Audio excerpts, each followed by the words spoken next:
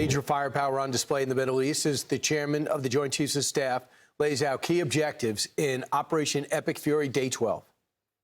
The Joint Force remains focused on three military objectives. Continue to destroy Iranian ballistic missiles and drone capability. Second, we continue to strike the Iranian Navy and their capabilities in order to do things like sustain movement through the Straits of Hormuz.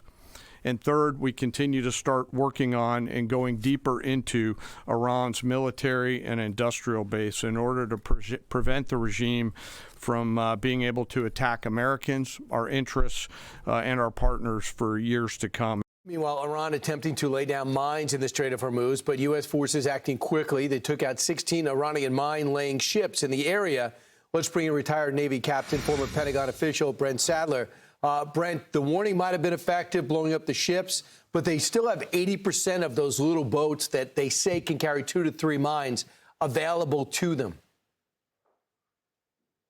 No, absolutely. I mean, it's a terror approach. They put a few mines in the water. They can actually cause a lot of reaction on the defensive side to clear those mines. But the end results, that's not going to really keep the straits closed as much as like insurance rates, making it too expensive for the shipping companies to even go through the Gulf. So it's a combination of kinetic, but also financial.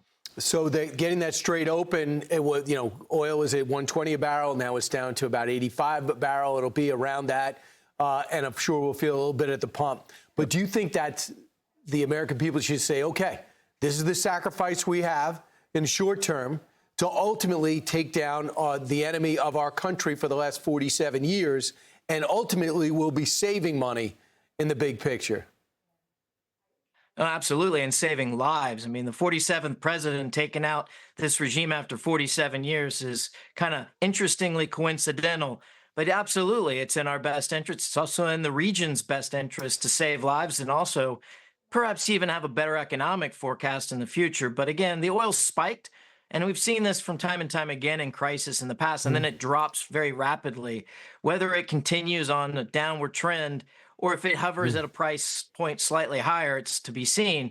But clearly, nothing so far has really had a dramatic impact or a lasting impact on the price of oil. And there's lots of options to get oil moving around the world. It doesn't have to all go through that Gulf.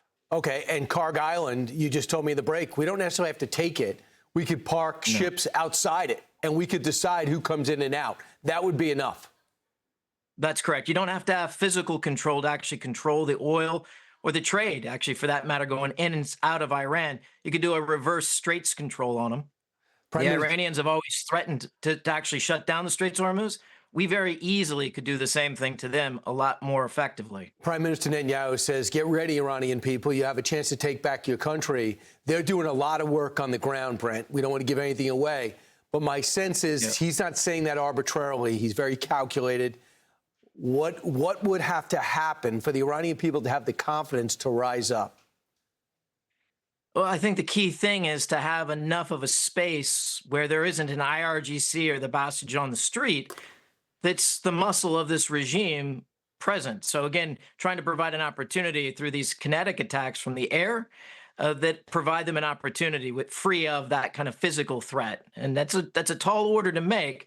The other is to also try to, if there is a favorable leader, to try to support them as much as you can from a distance as they try to stand up and push back against the regime. Not an easy thing. It's always going to be an ugly process, but this is for the Iranians to take. So, Brent, one of the reasons I understand that the Israelis have had such great intelligence on the ground in Iran, and we've seen that displayed over the last few years, is because there's so many in the Iranian population that hate their government, and they've basically become sources for the Israelis. Is that part of it?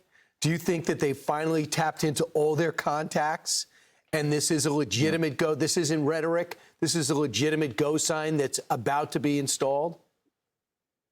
Well, the operations are clearly shifting to attack the IRGC, on the street, their presence. And so the operations are going to shift, and the tempo and the intensity is going to go up and accordingly. I don't think the Mossad or the Israelis have spent all of their resources to get to this point.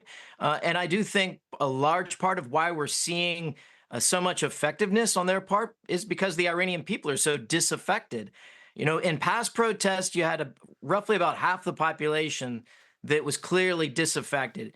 In this most recent, back in January, where the regime killed upwards of 32,000 protesters, you had indications that well over 80% of the population, for a host of reasons, were very disaffected with this government. The problem is the reasons for being disaffected go from economic to religious to political. It's not a unified, opposition, so to speak. And Yeah. it took over a year in the 79 revolution. Hopefully it won't take that long to get rid of this 47-year terror regime.